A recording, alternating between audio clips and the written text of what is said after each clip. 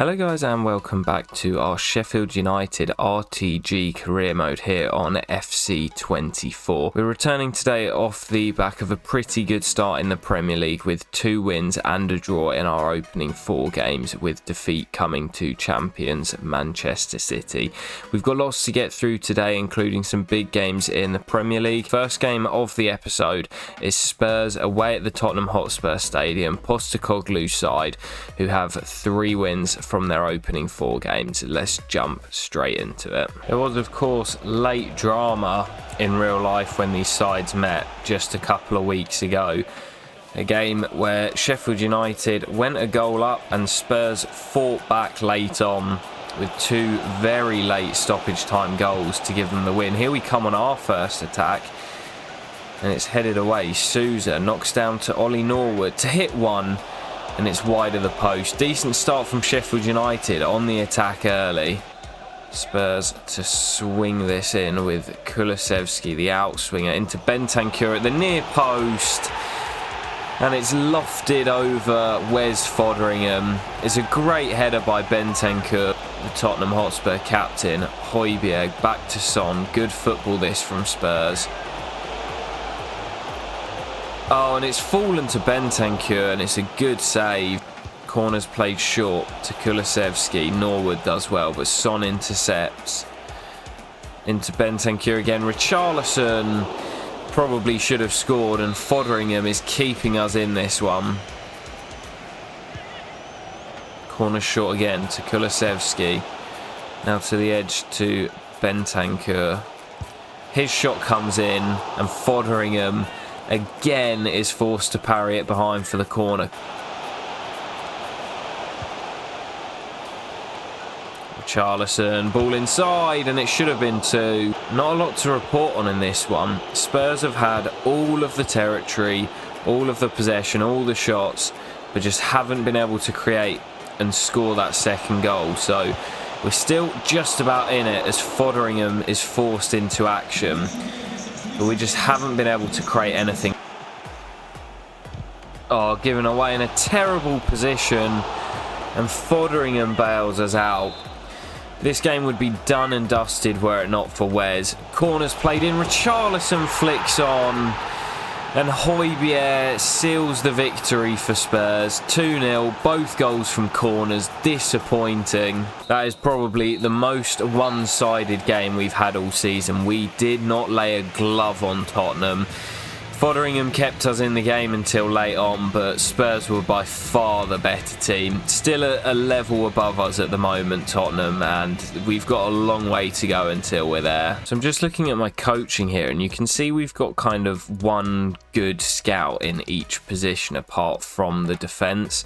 And we've actually got an expert coach here who's 5-star in defence, so we're going to sign him up to try and help with our defensive coaches. We've got 2 2-stars and now 1 5-star as well. Obviously we've got a 5-star attacking coach and a 4-star midfield and goalkeeping. So as I said in the first episode, we're going to kind of slowly build this up, as I don't want to have the best coaches straight from the off when we're one of the smallest teams in the division. So back home today at Bramall Lane as we take on Eddie Howe's Newcastle side, who are below us in the table with just 2 wins from their first 5 games. I'd absolutely love for us to return to winning ways here, but I would also take a point after those 3 games without a victory. Here we come down the right hand side, drilled across to Harmer. Oh, it's a decent effort from Gustavo Harmer, and it flashes wide of the post. He got hold of that. George Baldock down this right hand side. He's been a threat, which is why he's still starting. Still Baldock, penalty surely. Was it outside? Contact may have been initiated outside by Lewis Hall. It was a poor challenge from the young man, and it's a red. Lewis Hall is off for Newcastle. I think it might be outside. It is, but Hall is off. Well, what an opportunity we have now to return to winning ways here. Newcastle down to 10 men. Baldock wins the corner. They've got over an hour to play. with the man deficit. Corner's played in, and it nearly fell in the penalty area against the 10 men of Newcastle. Really looking for us to take the game by the scruff of its neck in this second half, because this is a great opportunity for all 3 points. Here's Baldock. Flick to the edge. McBurney down to Harmer, and what a save by Gillespie. Almiron's corner. Whip to the near post. And it's the same as Bentancur against Spurs. That near post header's done us again, and the 10 men of Newcastle lead at Bramall Lane.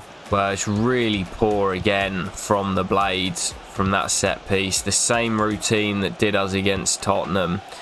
And we fall behind to Eddie Howe's side. Hackney again, man over.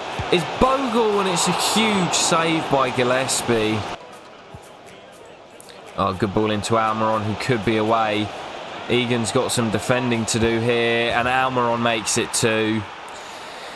Same story for Sheffield United as we fall 2 goals behind again. Beaten on the counter, and Miguel Almiron has surely sealed the 3 points for the Toon. Well, a really, really disappointing run of form in the Premier League, which is seeing us slide down the table and closer towards the relegation zone. But we do have a bit of respite now with the Carabao Cup third round tie against Championship Birmingham City.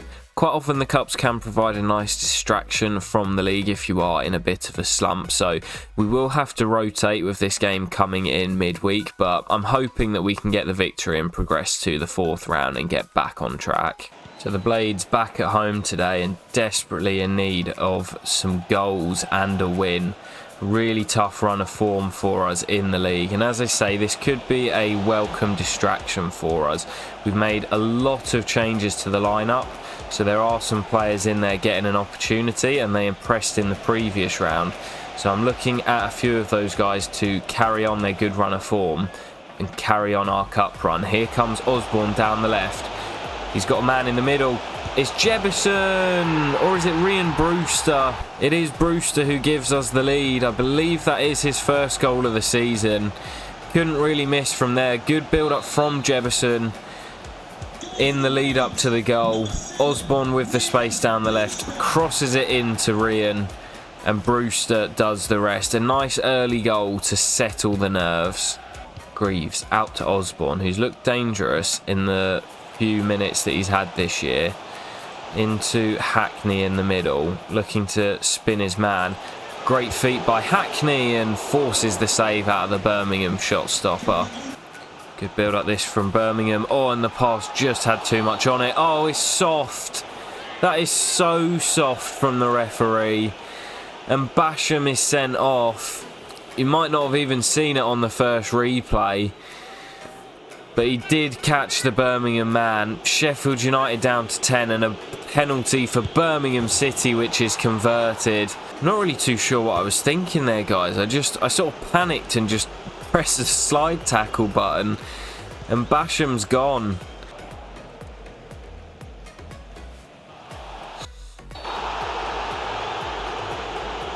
I don't believe it. That's never a red card. The referee has absolutely lost it. That is never a red card for Hayden Hackney. He's late, maybe a bit over the top, but that's a yellow card for me. And Sheffield United's woes continue. Down to 9 men here. Is that onside? It is, and Birmingham have won it late on.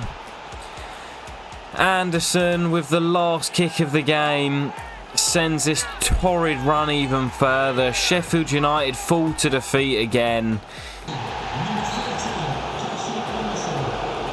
Well, a few boos ringing around Bramall Lane there. Defeat to Championship Birmingham City in a game that was meant to take a bit of sting out of our poor run of form. It's just extended it even further. Keshi Anderson scored the late goal as we were clinging on for penalties, but that is us dumped out of the Carabao Cup.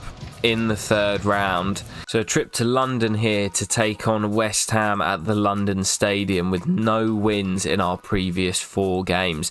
One change to the side as Ben Osborne keeps his place at left wing back in a game where we are desperate to end this torrid run.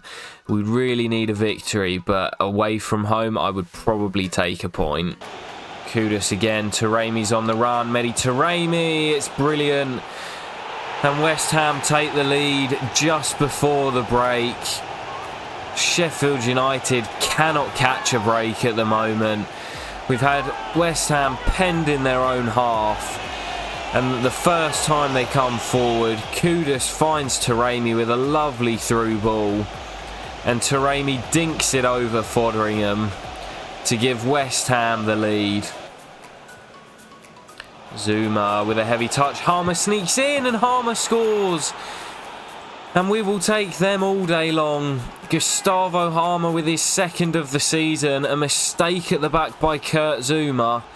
And he's given us a lifeline. A terrible touch into danger. Harmer nicks it off him and squeezes it past the onrushing keeper. We are back on level terms via an absolute gift. Biragi finds Thomas Souček. And now Coventry, good ball round the corner. Souček with the strike. And it's into the top corner from out of nowhere. And Thomas Souček restores the Hammers lead. That is a real killer blow for Sheffield United. That is such a tough one to take, guys. I've noticed from the footage I've seen from this game so far from other content creators, sometimes the shooting from the AI is just like an absolute laser into the corners, as we saw there from Thomas Souček. And Vinny Souza can't get the ball through, and we look as if we're going to fall to defeat, and it'll be 5 in a row without victory. Given away, Brewster. Jebuson's on the run, and Jebuson might get there. Our hero Jebuson has done it again. It's another mistake at the back from West Ham. And this young lad is having a real breakout season for Sheffield United. Daniel Jebuson late on. It's a mix-up between Alvarez and Zuma. Jebuson runs through and has the composure to find the top corner. And may have just rescued us a vital point. We do hold on for the point, and it could well be a vital one. Jebuson with the late goal off the bench again, and he is making a real name for himself. Still no win, but we've stopped the rotten run of losses. So time for some more youth scouting before we head into the final game of the episode. I don't think either of these guys are going to make it. Richardson definitely not. Ezra Cox could be decent. 6'5" goalkeeper by the looks of it. Lance will let go. Nicholas will let go despite the high overall. In fact, no, we'll keep scouting him for now, but Zachary will be rejected. So Ezra Cox looks like the best of a pretty bad bunch so far. Like I say, overall's not the best at the moment, but the potential could be quite high. Let's see how Frankie did in Scotland. Logan Stewart we're going to release. He's not going to be good enough. Reece Watt will continue to scout. Oh, now here's someone to take a look at. Alistair Sim. Great name, Alistair Sim. What a true Scottish name, Ali Sim. Pretty good starting overall, and potential looks decent. All right, do you know what? I'm going to sign him to the youth academy. Pretty high value. Let's go and take a look at his base stats. So we've obviously got Connor Manning and Patrick Nicholson already in the academy, both with pretty low overall, but could have some good potential. Alistair Sim at 6'2" comes out the academy at a centre forward, also with Cam as his listed position. And just looking at his base stats, some of which are pretty decent. With the low finishing but the high passing, I think I'm actually going to convert Alistair to a central midfielder. Obviously he could play Cam, but we don't really play with a natural Cam. Got medium high work rates, 3-star, 3-star. For just 4 weeks time, I'm going to convert him to a centre mid, and we'll see if we get any growth on him. But Alistair at the moment is looking like the best product of the youth system. So guys, with the budget sitting at just over 8.5 million, we're obviously not going to have the funds to sign Guirassy in January. And it's not really a signing I see going through in a January window. I think what I'm actually going to do is look to hire another youth scout. So we'll see if we've got any better than Archie. Can we get a 5-star, 5-star? No. There is another 4-star, 4-star. So for now, we will hire Theo. So guys, let me know in the comments where you think we should send Theo. I'm thinking in this first year, we should kind of stay in the British Isles. Obviously, we've got Frankie in Scotland and Archie in England. I think for this year, I'd like to keep him in the British Isles. So let me know where you think we should send Theo, and we'll get him sent out in the next episode. So staying in the capital for the final game of the episode as we travel to Craven Cottage to take on a Fulham side who are in a very good run of form in comparison to our very poor run of form. They're unbeaten in their last 5 games, winning 4 of those, and Raul Jimenez has 5 in his last 3 for the Cottagers. So I'm not feeling particularly confident about this, but we did pick up that important point at the London Stadium late on, so that is hopefully something to build on moving forward. Here come Fulham looking to create the first opportunity of the game. Reed. Shots blocked on Lukic, but still it's alive for Fulham. And Wes Foderingham force into an early save. Bogle into Souza. Fulham trying to press us.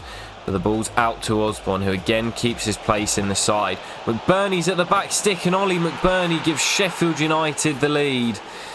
A quick counter-attack, and Osborne, with the quality down that left-hand side, picks out McBurney at the back stick. And the Scot gets on the end of the cross to head past Bernd Leno and give us a pretty undeserved lead. His first goal of the season. He's been waiting a long time for it, but McBurney finally has his first in the league this year. Oh, Wilson, lovely feet. Still Harry Wilson. Lovely feet by Harry Wilson. Lays it back and Fulham equalise straight away. Tom Kearney with the goal, but it was all Harry Wilson down this right-hand side. That is so poor from our defence. Wilson just tying us in absolute knots, and Kearney with all the time in the world to pick out his spot. All the hard work to go in front, and it's wiped away instantly by Kearney. Well, not much action since those 2 quick-fire goals went in. I'm disappointed in the way we conceded the goal straight from kickoff, but we have looked a lot better out there today. We look a lot more comfortable, and we are keeping Fulham at bay despite them having a lot of the territory. Could be a chance here as Bogle's away down the right looking for McBurney, and Bassey defends it really well. Norwood back to Archer. Bogle through the gap. Lovely build-up. Bogle back to McBurney. Great chance and a huge block. Harmer, I think, is offside. Puts the ball in the net, and he wasn't. Harmer restores Sheffield United's lead. I thought he might have been offside off the rebound. Takes a touch to bring it down, and Leno can't keep it out. Gustavo Harmer with his 3rd of the campaign. Bobbles it into the ground, and Leno, despite getting a glove on it, cannot stop it from crossing the line. And there's the whistle. Get in.